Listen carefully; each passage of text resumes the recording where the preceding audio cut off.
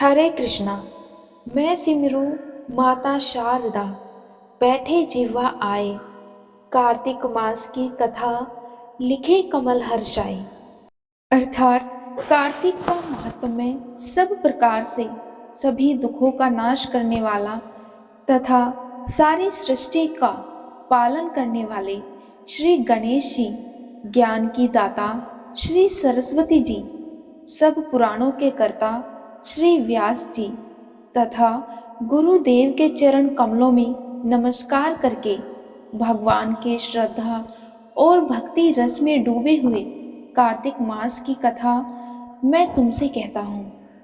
नैमिषारण्य में वास करने वाले शौनकादि 88,000 ऋषि मुनियों ने श्री सूत जी से कहा कि हे ब्राह्मण, आप हमारी इस घोर कलयुग से रक्षा करने के लिए कोई सरल उपाय बताएं। उनका यह प्रश्न सुनकर सूत जी कहने लगे कि हे ऋषियों, भगवान के चरणों में तुम्हारी अटल भक्ति देखकर मैं तुमसे कार्तिक महात्म्य की कथा कहता हूँ, जिसके सुनने मात्र से मनुष्य के सब पाप नष्ट होकर अंत में वैकुंठवासी हो जाता है। इसीलिए आप सावधान होकर सुनिए। एक समय नारद जी ब्रह्मलोक में जाकर सारे जगत के कर्ता श्री ब्रह्मा जी से विनीत भाव में पूछने लगे कि हे पितामह, कृपा करके कोई ऐसी सुंदर कथा कहिए जो सब पापों के नाश करने वाली हो।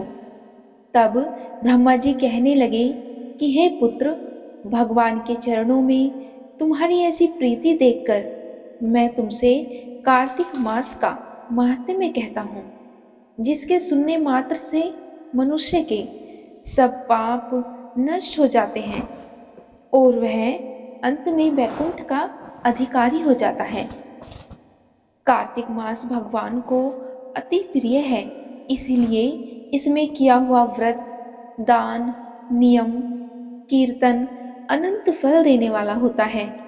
अतः सारे संसार की भलाई के लिए तुमने अति सुंदर प्रश्न किया है।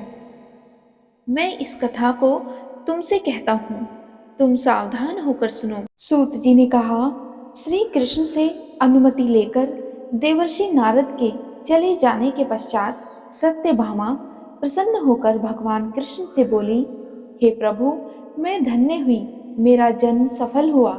मुझ जैसी त्रिलोक्य सुंदरी के जन्मदाता भी धन्य हैं, जो आपकी 16,000 स्त्रियों के बीच में आपकी परम प्यारी बनी। मैंने आपके साथ नारद जी को वह कल्प वृक्ष आदि पुरुष विधि पूर्वक दान में दिया, परंतु वही कल्प वृक्ष मेरे घर लहराया करता है। यह बात मृत्यु लोक में किसी स्त्री को ज्ञात नहीं है।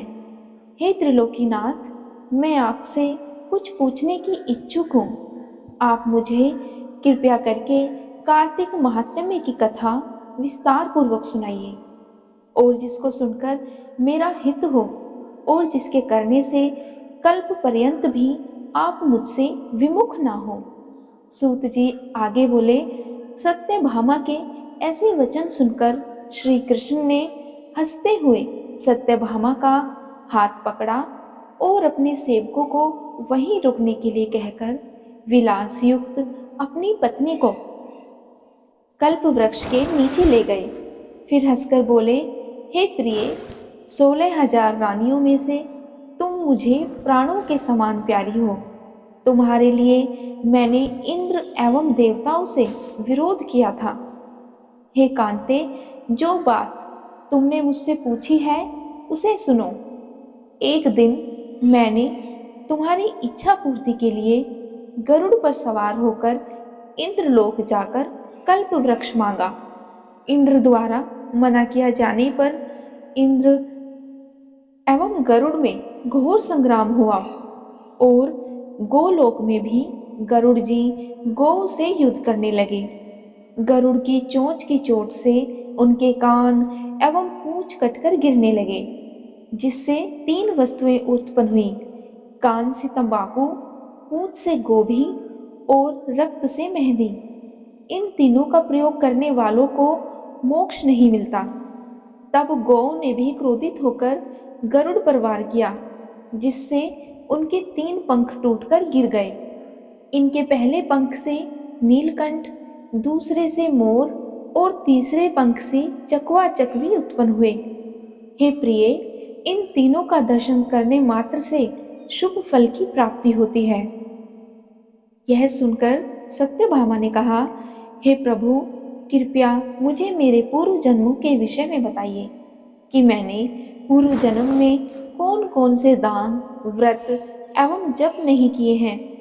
मेरा स्वभाव कैसा था, मेरे जन्मदाता कौन थे और मुझे मृत्युलोक में जन्म क्यों लेना पड़ा। मैंने ऐसा कौन सा पुण्य कर्म किया था जिससे मैं आपकी अर्धांगिनी हुई।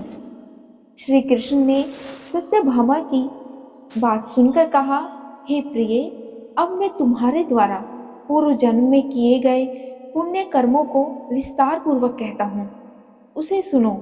पूर्व समय में सतयुग के अंत में मायापुरी में आत्रि गौतम में वेद वेदांत का ज्ञाता देव शर्मा नामक एक ब्राह्मण निवास करता था। वह प्रतिदिन अतिथियों की सेवा, हवन और सूर्य भगवान का पूजन किया करता था। वह सूर्य के समान तेजस्वी था। वृद्धावस्था में उसे गुणवती नामक कन्या की प्राप्ति हुई। उस पुत्रहीन ब्राह्मण ने अपनी कन्या का विवाह अपने ही चंद्र नामक शिष्य के साथ कर दिया। वह चंद्र को अपने पुत्र के समान मानता था और चंद्र भी उसे अपने पिता की भांति ही सम्मान देता था। एक दिन वे दोनों कुश व समिधा लेने के लिए जंगल में गए। जब वे हिमालय की तलहटी में भ्रमण कर रहे थे, तब उन्हें एक राक्षस अपनी ओर आता हुआ दिखाई दिया। उस राक्षस को देखकर भय के कारण उनके अंग शिथिल हो गए और वे वहां से भागने में भी असमर्थ हो गए। तब उस काल के समान राक्षस ने उन दोनों को मार डाला। अब चूंकि वे दोनों धर्मात्मा थे, इसीलिए मेरे पार्षद उन्हें मेरे बैकुंठ धाम में मेरे पास ले आए। उन दोनों द्वारा आजीवन सूर्य भगवान की पूजा किए जाने के कारण मैं दोनों पर अति प्रसन्न हुआ। तब गणेश जी, शिव जी, सूर्य व देवी, इन सब की पूजा करने वाले मनुष्यों को स्वर्ग की प्राप्ति होती है। मैं एक होता हुआ भी काल और कर्मों के भेद से 5 प्रकार का होता हूँ। जैसे 1 देवदत्त, पिता, भ्राता आदि नामों से पुकारा जाता हूँ। जब वे दोनों विमान पर आरूढ़ होकर सूर्य के समान तेजस्वी, रूपवान, चंदन की माला धारण किए हुए मेरे भवन में आए, तो वे दिव्य भोगों को भोगने लगे। इसी प्रकार कार्तिक मास महात्म्य का पहला अध्याय समाप्त होता है। अब हम सुनते हैं कार्तिक महीने में सुनी जाने वाली बुढ़िया माई और तुलसी जी की कहानी। कार्तिक महीने में तुलसी माता की कहानी सुनने का अपार ही पुण्य प्राप्त होता है। कार्तिक महीने में एक बुढ़िया माई तुलसी जी को सींचती और कहती कि हे तुलसी माता, सत की दाता, मैं तेरा बिड़ला सींचती हूँ, तू मुझे बहू दे, पीताम्बर की धोती दे, मीठा मीठा घास दे, चटक की चाल दे, पटक की मोत दे, कंठन का काठ दे, रानी सा राज दे, दाल भात का भोजन दे, 11 की मोत दे, कृष्ण जी का कंधा दे। यह सब सुनकर तुलसी माता सूखने लगी। तो भगवान ने एक दिन तुलसी माता से पूछा कि हे तुलसी, तुम क्यों सूख रही हो। तब भगवान से तुलसी माता ने कहा कि एक बुढ़िया रोज मेरे पास आती है और यह बात कह जाती है, मैं सब बात तो उसकी पूरी कर दूंगी, लेकिन उसके लिए मैं कृष्ण का कंधा कहाँ से लाऊंगी। तब भगवान बोले कि जब वो मरेगी तो मैं अपने आप उसको कंधा दे आऊंगा, तू बुढ़िया माई से कह देना। जब बुढ़िया मर गई, सब लोग आ गए और जब बुढ़िया माई को ले जाने लगे तो वह किसी से न उठ सकी। तब भगवान एक 12 बरस के बालक का रूप धर करके वहां आए। तब बालक रूपी श्री कृष्ण ने बुढ़िया के कान पे एक बात कही तो बुढ़िया माई उठकर बैठ गई। बालक ने कान में कहा, बुढ़िया माई मन की निकाल ले, पीतांबर की धोती ले, मीठा मीठा घास ले, बैकुंठ का वास ले, चटक की चाल ले, पटक की मोत ले, कृष्ण जी का कंधा ले। तब यह सुनकर बुढ़िया माई हल्की हो गई और भगवान ने उसे कंधा दे दिया और बुढ़िया माई को भी मुक्ति मिल गई। हे तुलसी माता, जैसे आपने बुढ़िया माई को मुक्ति दी वैसे सबको देना। कहते सुनते को, हुंकारा भरते को सबको मुक्ति देना। अब सुनते हैं तुलसी माता की आरती। तुलसी महारानी नमो नमो, हरि की पटरानी नमो नमो। धन तुलसी पूरण तप कीनो, शालिग्राम बनी पटरानी। जाके पत्र मंजरी कोमल, श्रीपति कमल चरण लपटानी।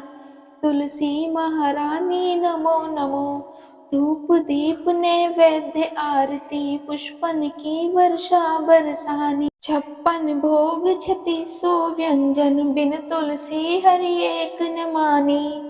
तुलसी महारानी नमो नमो, सभी सखी मैया तेरो यश गावे, भक्ति दान दीजे महारानी।